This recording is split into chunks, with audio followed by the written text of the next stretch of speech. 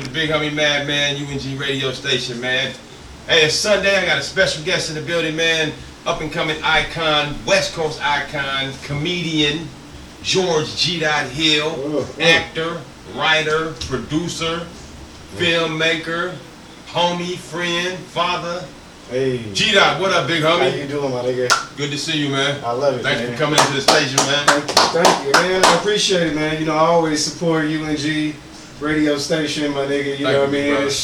It's been I think ever since I was introduced to you, you know what I'm saying? It was all love. I was always trying to, win your awards and shit like this. You know what I mean? You work hard. I love the independent, artists, you know what I mean? That's why E40, one of my favorites and shit, you know what I mean? Yeah. Stay independent with it and shit. Right. You know what I'm saying? Grind from the bottom all the time. And I think that's the epitome of the comedy game, you know what I mean? Grind. You know, you make it, you know what I mean? But you can make a living. Damn. You know what I mean? And so that's kind of how I am now, you know what I'm saying? That's why I fucks with UNG. That's deep you said that, man. The comedy world, how do you go about getting contracts or agents? You got to get a booking agent or something? Yeah, I mean, shit, you got to have a following already. Okay.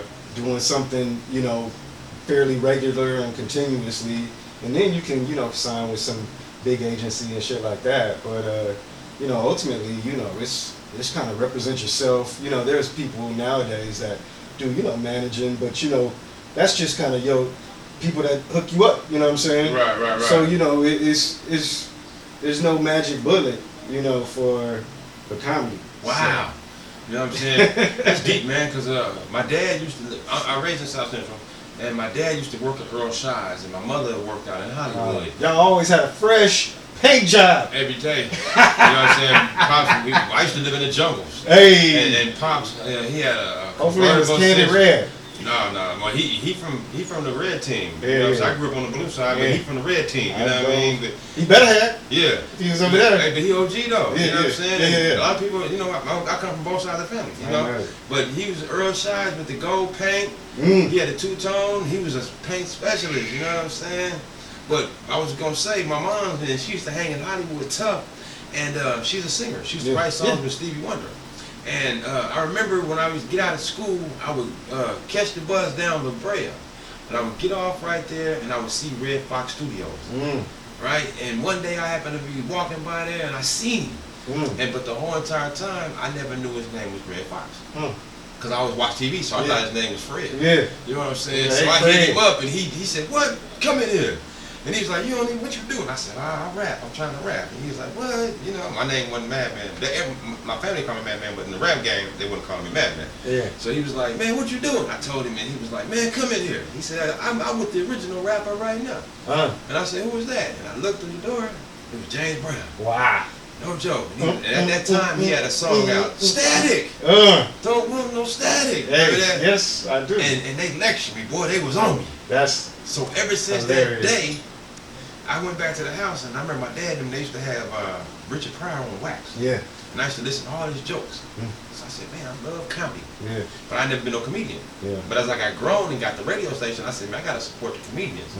Because the comedians, they don't get no blessings like a rapper. A rapper or a singer, they get their songs aired on the radio 30 times a day, so everybody gets to get their music. Right. But a comedian, when you get on stage, you kick a joke, and then if you kick a joke on a videotape, we heard that joke already. Yeah. That ain't no fair. Yeah. You know what I'm saying? So I was like, with this radio platform, we're going to play the comedian's jokes. Yeah. Every Thursday night.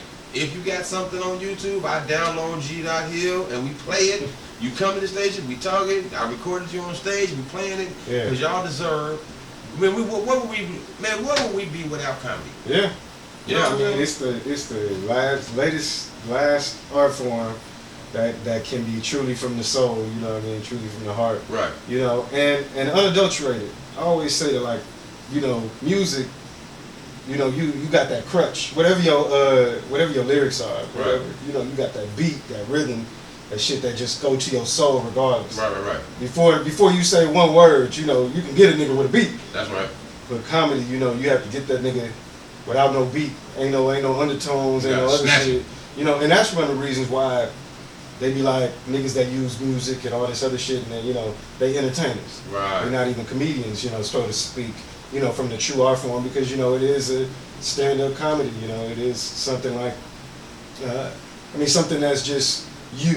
Right. Only you, and, you know, I always said, you know, that fearlessness is what we all got in common in the entertainment industry, you know, okay. Just throwing out your feelings and things like this, and you got to be up there without a beat, you know, just everybody on your every right. You can make a person laugh at work, but getting on stage is a different ballgame. Right.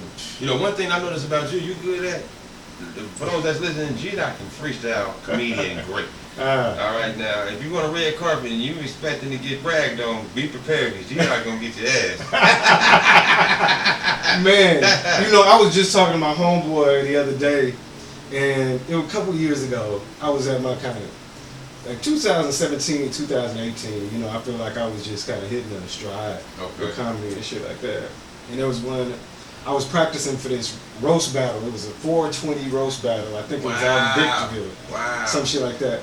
And I would practice with my homeboy Mal. And we would be like two hours, you know what I mean, 3 hours, just sessions, just roasting. He'd be like skinny legs. I'd be like, oh nigga, your legs look like Coke straws, nigga. You know what I'm saying? You know what I'm saying? You know, and we just was like, you know, and that was just you know, getting on niggas was just a fun thing. That's right. You know. So you say you get been in you, basically. Yeah, and you know, I always say my favorite comedian of all time is Robin Harris. Wow, OG, baby. He is, yeah. And I just, from what I remember, I mean, I didn't get all the Richard Pryor on wax. That's my folks didn't really have that in rotation. Okay. But I did hear a lot of Robin Harris for some reason. Well, that's since you Robin Harris, he's real OG. How long you been doing comedy? Man, I've been. Well, I'm talking about when I was a kid and those influences. But you know, I've been doing stand up for going on 6 years. I've been writing comedy since I got out of college back in 2006. Wow. Can I put you on Front Street? What? Can you remember your first stand-up gig? Yeah. Well, or that I got paid for? Both. Well, you know, I started off, first show was the Laugh Factory open mic. Wow, that's deep right there. That's a major Laugh Factory. Well, which one? Hollywood? Hollywood. And before, they had, you know, you just show up the week before. Okay. You stand in line. All right. And, you know, the next week, you sign up. Next week, you get on stage.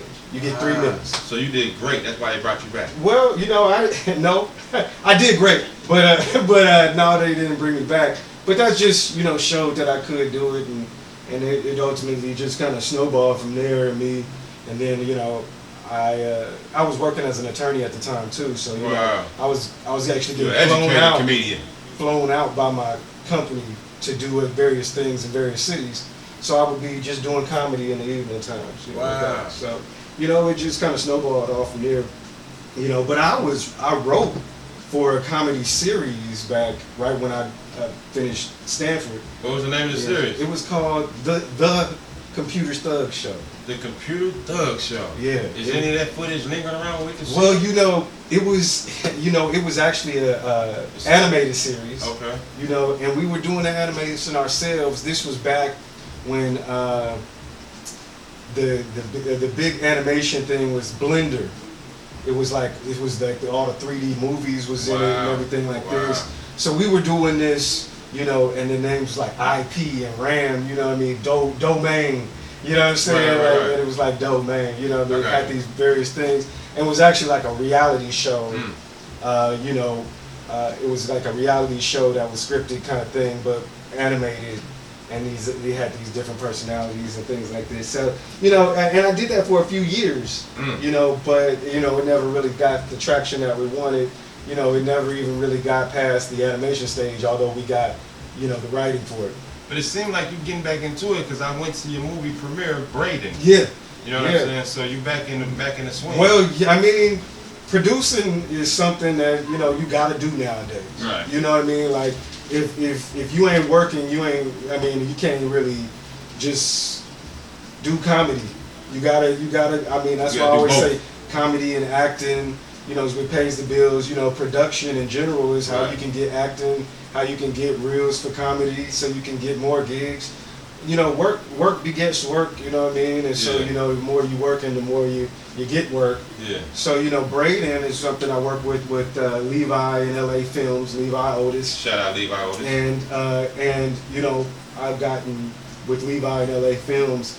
I was just a script supervisor on Braden. Actually, you know, that's important. You know, we was getting them on track with that, but you know, I help produce Case Management, which is on Amazon right now. You know, shout out to Amazon. Give me some clicks on that. Yeah, please you know, go to Case Amazon Management is free with your subscription. Just sign up. Okay. You know, we also got Christian Brothers. That's right. Season 2, that's on Amazon and things like this. Season 1 on YouTube, and season 3 is actually being crowdsourced funded right now. Okay. So you know, go to the Levi in LA Films. You know, a website and things like this, and go donate. That's a major accomplishment in my eyes. You know what I mean? Yeah. What's your next project? Well, you know, well, frankly, you know, I got some shows coming up in terms of comedy. I got a big show with Leon Walker that I'm trying to make trying to make nice. Well, I noticed you work with a lot of people. Man. Yeah, my boy Leon. You know, Leroy Walker. Why I say Leon? Leon Walker. But yeah, his name Leon, but he called himself Yoga Leroy. Yoga Leroy. So I don't know where he called Leon Leroy, but he's something that start with an L, nigga. You know what I'm saying? You thinking check? Exactly. And so you know, we at the Ha Ha Club in North Hollywood. Okay. So and that's November 26th. November 26th. So you know, we're doing it weekday style. And it should be a nice show. You know, I actually took a little bit of a hiatus, you know, from doing consistent shows, you know, to be with the family. Right, man. Family first, man. Got a wife and kids now. You know, nice, beautiful son. Little G. Dot Jr. and shit, you know what I'm saying? God is with you, my brother. You know, little George Hill. So, you know, I was, you know, so right now, I'm kind of shooting in the gym right now. Right. And, you know, and getting this comedy muscle back up. I do a show every Sunday at Page 71 Lounge with my boy Oni, who went to Crenshaw as well. That's you know, cool. The Crenshaw fam, good lord. Yo, Crenshaw. You know, Crenshaw fam is just ridiculous. You know what I mean? Yeah. So, you know, I think we got DJ Slim, who the DJ over there, 2 M's. You know what I mean? We call him Cali Slim now. Yeah, you know what I'm saying? But he went to Crenshaw with me, you know, DJ Do-Rag, you know what I mean? He was up there with us, you know, he part of the Get Crunk crew, like all of us, you know what I mean? All of these, my niggas, man, you know.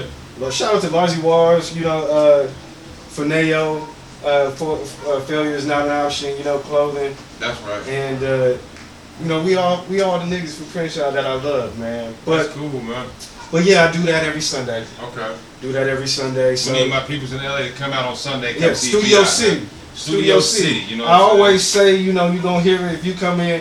I be like, you know, don't let the Studio City fool you. Right. It's a nigga show, my nigga. You know what I'm saying? This nigga's on the show, especially if I'm hosting. If I'm not hosting every time, I am on the bill. Well, what they think in Studio City is right next to Beverly Hills, Woodland Hills. I'm not Woodland Hills. It's right. You know, Studio City actually right next to Mexico. You know what I mean? It ain't that far from you. You know, ain't too far from Mexico. Yeah. It's, you know, North Hills, North Ridge, all these Mexicans. Give them the address. You know, man, it's on Ventura Boulevard. On Ventura Boulevard, Page 71 Lounge. If you're taking an Uber, you just type in Page 71 Lounge. You know what I'm saying? If you typing it in the ways, just Page 71 Lounge. Hey, you know, stop being archaic, my niggas. You know what I'm saying? My niggas, you know, straighten up and fly right and get y'all ways up, nigga. You know what I mean? This is too much. That's real. You're too much information out here for y'all niggas to be on motherfucking MapQuest. That's real. You printing out directions, nigga. You know what I mean? Like anything save your ink, nigga. Thank you. Pick up that phone and get some help. Yeah, but yeah, Page 71 Lounge every Sunday. That's tight. My boy Oni, and you know. I got a tour that I'm trying to work on, build regional tour through, you know, the West region, and you know, hopefully whatever other cities, you know, we get funded for it. But yes, it's gonna kick off for my birthday. Okay. You know, March 13th, 2020. So you know, you in California tour or worldwide? Well, it's just a region, so you know, I'm just going, you know, make it do what it do. Do Oregon and all that stuff, and Arizona, you know, Nevada, stuff like this. So you know, and frankly, wherever else. That's still large, man. You know, I don't give a fuck. Hey, the comedy world is moving. You got major shows that blew up off comedy. Martin Lawrence, I'm Gonna Get You Sucker, the movie. Yeah. You know, you got so many comedians, and those that don't know, G-Dot didn't work with a lot of them. You know what I mean? He done been on the television shows. He done did the stand up. A lot of people know about you. You know what I'm saying? You moving in the right direction. Me, I run the radio, and I'm accomplishing the UNG Comedy Awards to help comedians. What I need is other comedians to step up to the plate and help me more for us to push, because there's no other platform. Don't let them other folks take our little blessing and they come out, oh, this the new Comedy Awards, all because they got $5 billion and they gonna shit on me. Don't let them shit on me, because it ain't about me. This is about us. I might be the one who running the foundation, but I'm creating it. I can't do it without the comedians, so this is about us. I'm taking my blood, sweat, and tears to go get the building and the trophies. I need the comedians like G-Dot. G-Dot support me, he come down, represent, you know what I'm saying? This year we get it in, we're gonna have comedians in the building. You know what I'm saying? I still got a spot for you if you want to get on stage and bust. But I figured that you just had your baby, you might have want to come in. You out of all the comedians, they come as is, as they are. But you always seem to dress decent. So I was like, man, G-Dot might want to present a trophy. You know what I mean? Bring the family out, and we all see your new trophy, which is your son. You know what I'm saying? If you want to bring him, or if not, you know. You know what I mean? He might interrupt the show. You know, but you know, he get wild. You know, he might be screaming too much, like he be getting drunk off that formula, dog. You know what I'm saying? That nigga, that infamil should be drunking this nigga up. But, you know, so I can't trust this nigga. But yeah, you know, I'm always down. You know, in January, like I said, you know, I'm always supporting. That's right. And I'd love to be, you know, throw down. I'm about to take it to another level, man. Yeah, you know, because I mean, we've been talking about, you know, the Comedy Awards and the award show in general, and how we really want to take it to the next level, you know, and you know, ultimately, it really is, you know, something where, you know, we all gotta take control of it ourselves. You know, the people that are winning the awards and things like this, we gotta figure out how to, you know, get these venues together with you, man. I've been sweating Levi. So like you right with him. Maybe y'all can get together. I'm like, man, look, this year I want to do a skit. Because I noticed that on your YouTube. I mean, ultimately, shoot, if you got the script for a skit, you know, we'll shoot it. That's nothing. But you know, it's just like, you know, it's when it's abstract, it's hard to. I got you. It's hard to, you know, do anything. But you know, I mean, we always trying to. Me and Levi, I mean, I love that nigga so much, because he does so much production, it's ridiculous, and you know, and figures out these budgets like no other. He be working, don't he? Yeah, and I really like his projects. I'm taking a more bigger role in on Christian Brothers season 3. So you know, I'm ready to shoot that and what we doing. But yeah, I'm ready to shoot a skit. When you want to do it, bro? Immediately. Man, hey, give me a date on the weekend. To be honest with you, Isaiah was supposed to come over here today. Okay. And she was gonna come and shoot one. Okay. I mean, I don't know where she at. She might come later. Yeah. But she had an idea, because it's another comedian by the name of Stephanie Tajada. Yeah, I know her. And they was gonna come. She been on like Real something or something. Yeah, she been really moving. Bad girl stuff, right? Yeah, she been moving, man, and she's performing this year's awards. So we're gonna do something different. But their idea, they wanted to beat up Tekashi. You know what I'm saying? Isaiah and Stephanie Tajada. You know, but now that's old. Yeah. You know what I'm saying? So we got to come with something new. Yeah. You know, but you know, they fresh. You know, comedians, they got ideas every day. You know. You know, I was just saying that, like, you gotta change up your stuff. You know, I was, you know, before my, like I said, 2017, 2018, I had like a little, you know, flow where it was just, you know, coming out, really became professional with it. I got you. And now, in 2019, kind of growing into the next year, I'm like, I'm changing up how I even feel about myself. You know what I mean? Like, I don't. I used to be telling all these single jokes, and I still do it. Right. But now I do it kind of a framework of it. It's not me anymore. You know what I mean? It might have been good for you. Sign out the box and study. Yeah. But now I got different. You know, something else to talk about, and that's crazy. You know what I mean? Wow. And I never even thought about it. And I was the kind of the niggas. You know, I would see Kevin Hart be like, nigga, I don't want to hear about your slum, nigga. You know what I mean? Nigga, I ain't even got no kids, nigga. You know what I mean?